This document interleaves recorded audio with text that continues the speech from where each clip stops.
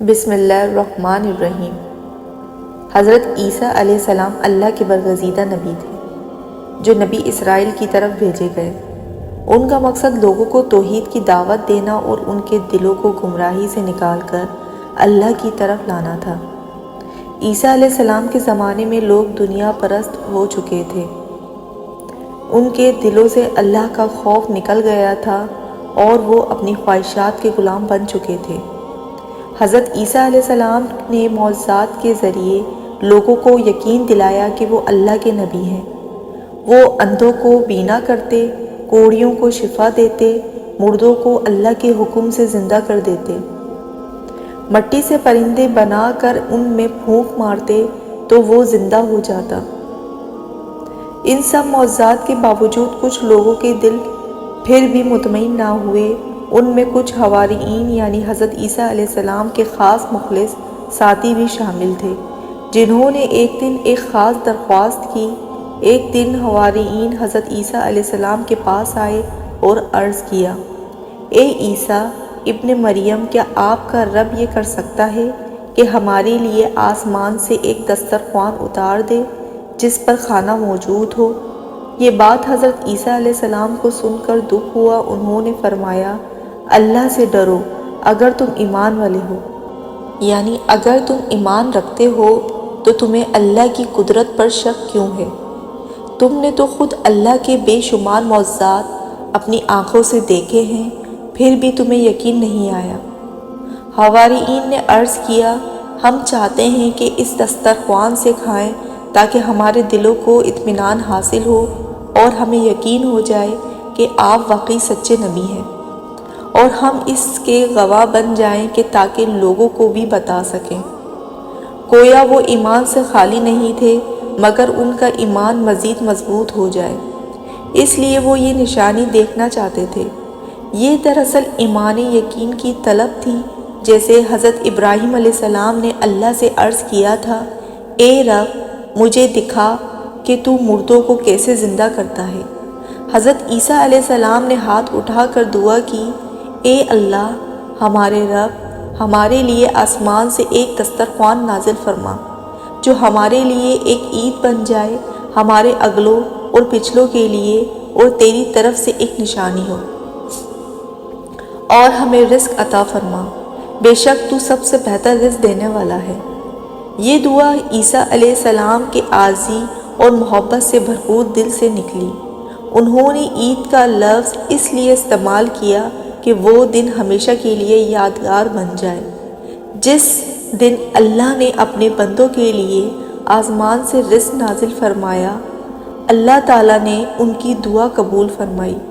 قرآن میں آیا ہے، اللہ نے فرمایا، میں یہ دسترخوان ضرور اتاروں گا، لیکن جو اس کے بعد بھی کفر کرے گا تو میں اسے ایسی سزا دوں گا جو دنیا میں کسی کو نہ دی ہوگی۔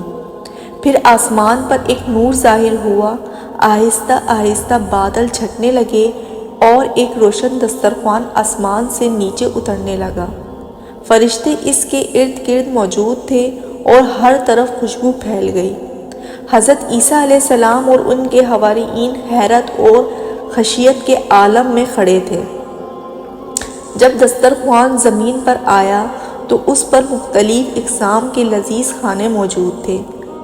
کہا جاتا ہے کہ اس پر بھنی ہوئی مچھلی، انار، زیتون، گندم کی روٹیاں، شہد اور دیگر پاکیزہ نعمتیں موجود تھیں۔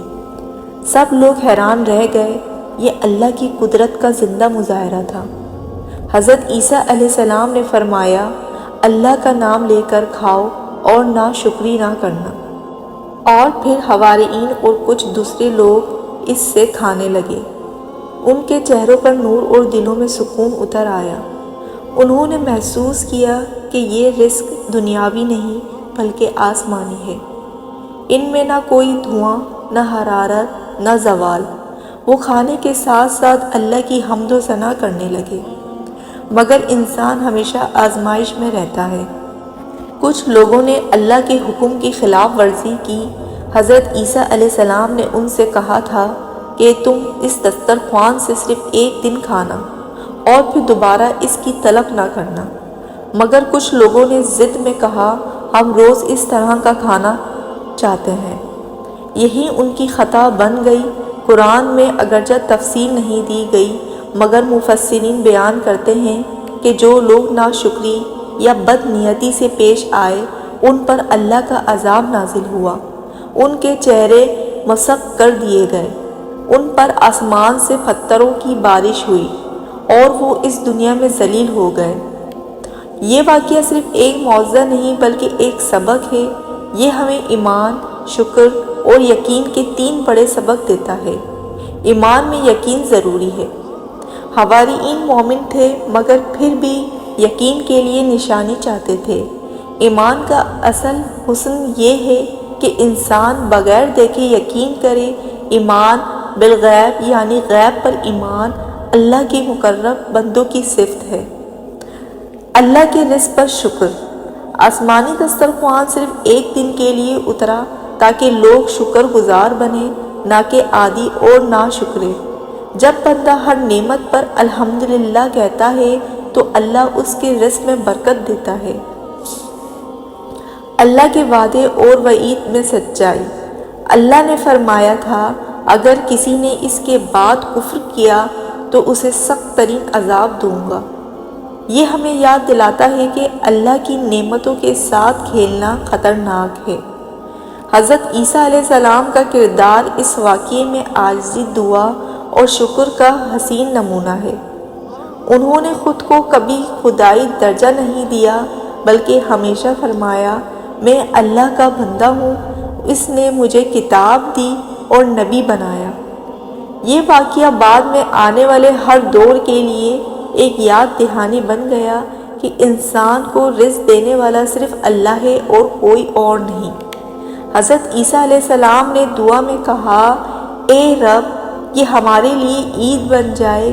اسی لیے بعض مفسرین کہتے ہیں کہ جس دن یہ دسترخوان اترا وہ دن بنی اسرائیل کے لیے یوم مائدہ کے نام سے مشہور ہو گیا، یعنی آسمانی نعمت کا دن۔